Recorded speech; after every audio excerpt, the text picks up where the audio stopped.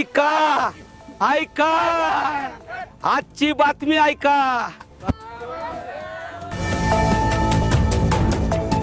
आजच्या भागात आपण पाहणार आहोत गेल्या 24 तासातील 25 अत्यंत महत्त्वाच्या बातम्या। यात समाविष्ट आहे लाडकी बहीण योजनेचा पुढचा हप्ता कधी, पीक विमा कोणाच्या खात्यात जमा झाला, सोयाबीन आणि कापसाला आज भाव काय मिळाला आणि हवामान विभागाने काय इशारा दिला।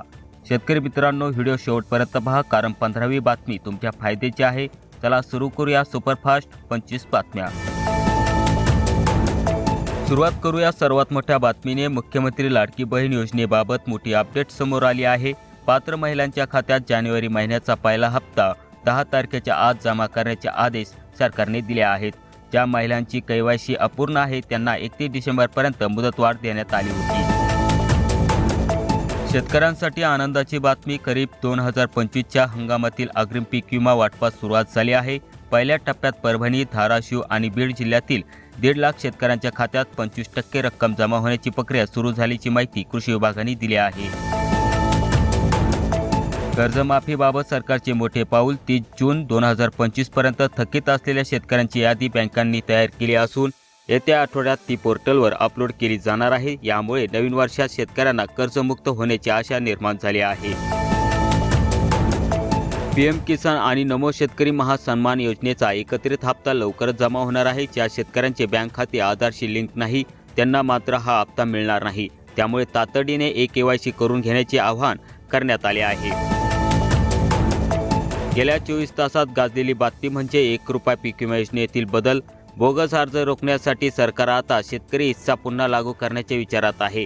मात्र याबाबत अजून अधिकृत जी.आर. आलेला नाही। कृषी पंपाच्या वीज बिलात सवलत मिळवण्यासाठी शेतकऱ्यांना 31 मार्चपर्यंत मुदत देण्यात आली आहे। थकीत बिलावर 50% सवलत योजनेचा लाभ घेण्यासाठी आवाहन महावितरणने केले आहे। आंतरराष्ट्रीय बाजारपेठेत सोयाबीनची मागणी वाढल्याने सोयाबीनच्या दरात किंचित सुधारणा झाली आहे। आज लातूर आणि अकोला मार्केटमध्ये सोयाबीनला सरासरी 4,400 ते 4,650 रुपये प्रति क्विंटल भाव मिळाला आहे। कापूस उत्पादकांसाठी दिलासादायक चित्र नाही। CCIची खरेदी केंद्र सुरू असली तरी खाजगी बाजारात कापसाचे दर 6,800 7,200 रुपयावर अडकले आहेत। ओलावा कमी असल्यामुळे कापसाला 7,300 पर्यंत भाव मिळतो। कांदा दरात चढ उतार सुरूच आहे। नाशिकच्या लासलगाव मार्केटमध्ये उन्हाळा कांद्याला सरासरी 1,200 ते 1,800 रुपयेपर्यंत भाव मिळत आहे। लाल कांद्याची आवक वाढल्याने दरावर थोडा दबाव आला आहे। नवीन तुरीची आवक बाजारात सुरू झाली आहे। हमी भावापेक्षा जास्त दर खाजगी व्यापाऱ्याकडून मिळत असून आजचा सरासरी दर 7,000 ते 7,200 रुपये प्रति क्विंटल नोंदवला गेला आहे। थंडीमुळे टोमॅटोचे उत्पादन वाढले असून दर पडले आहेत। अनेक ठिकाणी टोमॅटोला 5 ते 10 रुपये किलो भाव मिळत असल्याने शेतकरी हवालदिल झाले आहेत। सांगली आणि हिंगोली मार्केटमध्ये हळदीचे वायदे तेजीत आहेत। सध्या हळदीला 11,000 ते 13,000 रुपयाचा विक्रमी भाव मिळत आहे। महाकृषी ऊर्जा अभियानांतर्गत कुसुम सोलर पंपासाठी नवीन कोठा उपलब्ध झाला आहे। ज्या शेतकऱ्यांनी पैसे भरले आहेत त्यांना पुढील 15 दिवसात पंप मिळतील असे ऊर्जा विभागाने स्पष्ट केले आहे।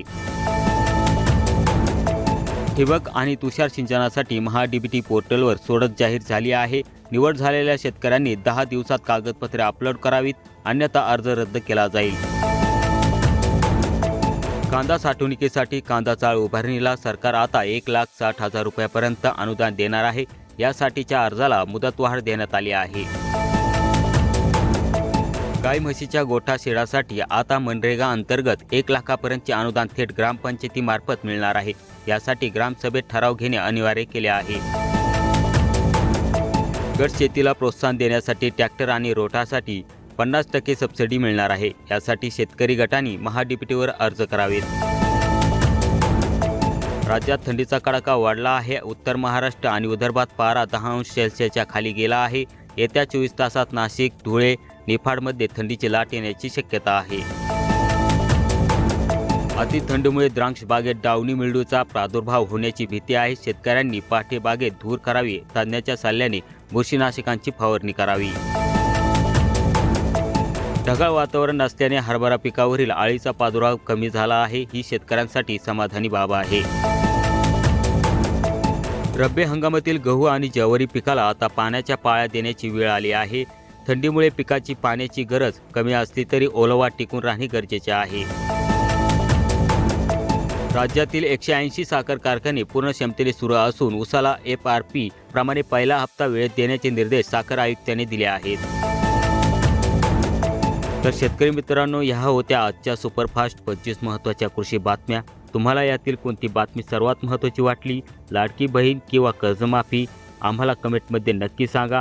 व्हिडिओ आवडला असेल तर लाईक करा. आपल्या इतर शेतकरी ग्रुपवर नक्की शेअर करा. दररोजच्या अशाच ताज्या अपडेट मिळवण्यासाठी चॅनलला सबस्क्राईब करा. भेटूया उद्या सकाळी. तोपर्यंत राम राम.